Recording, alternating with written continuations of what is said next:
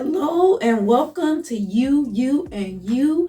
I'm the Budget Boss, and today we are going to talk about something little touchy. We are going to talk about how am I still broke and I have a budget.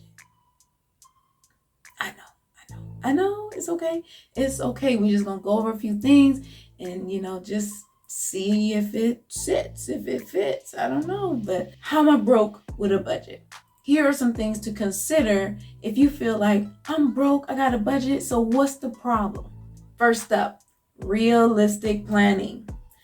Are you being realistic with what is on your budget? Are you overcompensating and saying you're making more than you really make or bring in? Are you undercompensating for expenses and saying they're a lot less than they really are? Is it unrealistic? Is it really what's going on for you in your situation? Next, do you track your spending? Having a failure to track spending can lead to a busted budget, okay? If you are just spending and you can't really tell me where you went or what you did it for, then that is a failure to track spending. So track that spending. Next, emergency expenses. If you have an expense that keeps reoccurring, it's no longer an emergency expense. I know. So make sure that you are accounting for the expenses realistically, I guess, so that you don't say, I have so many emergency expenses. Are they emergency expenses? Or are they really expenses that you just not accounting for so they feel like an emergency every time they come up? I'm just asking the questions here. Next. High fixed expenses. Is your rent or your mortgage high? Are your utilities high? Are your debts high? If you have high expenses that's reoccurring, then you have high fixed expenses. And we have to address that. Are we living somewhere we don't need to be living because it's costing us too much to live there and it's above what we can pay, right?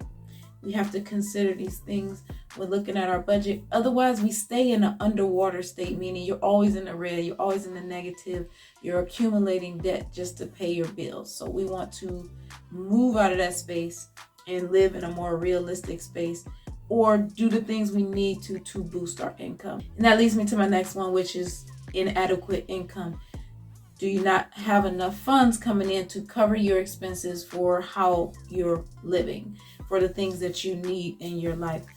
We have to take a look at our income. Are they inadequate? Are they right on? Do I want more?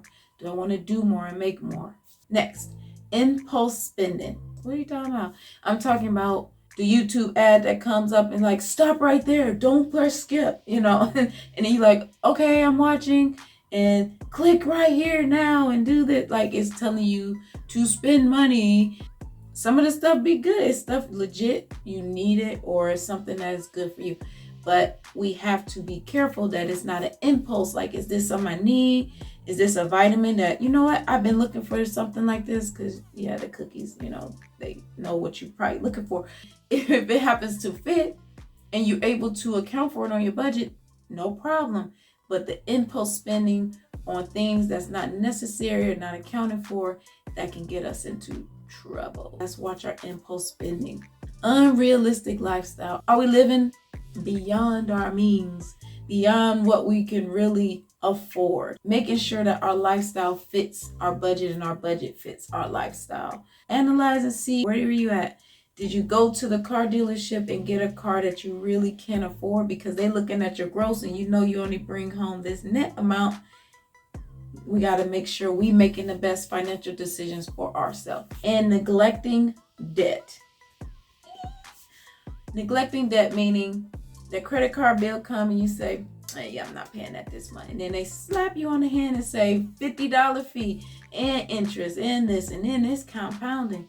So all of those things start to add up, and then it's like, how do I get out of this hole that I built for myself by not paying these debts? So we must make that plan to reduce and get out of debt so that it doesn't just revolve and just be haunting us. Yes.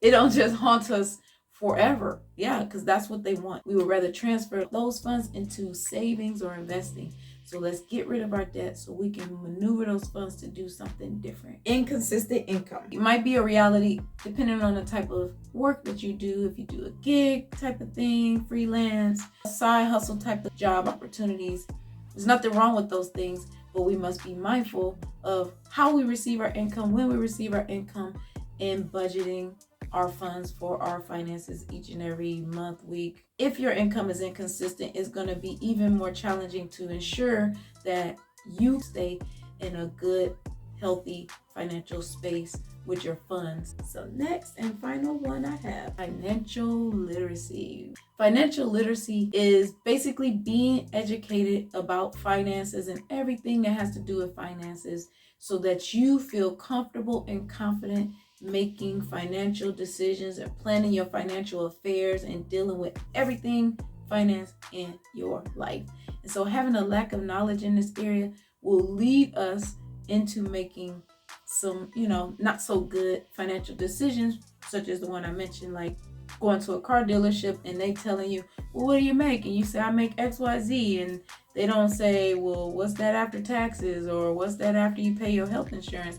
They don't care about that. They just see that number because everybody's situation is going to be different where they go from what they gross to their net amount. So they just talk about this gross amount. And we all know in the W-2 world, you don't take that gross amount home. We have to be mindful of our own personal financial situations to make the best financial decisions for ourselves, which means we have to be financially literate and understanding how things operate, how things flow, and what that means for me in my finances. That is what I have for being broke on a budget and some things to consider to help us to move out of that space and move into a more financially secure position and knowing what's going on with our money.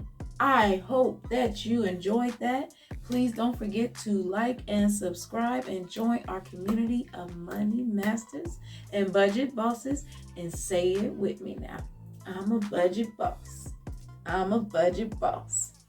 See you later.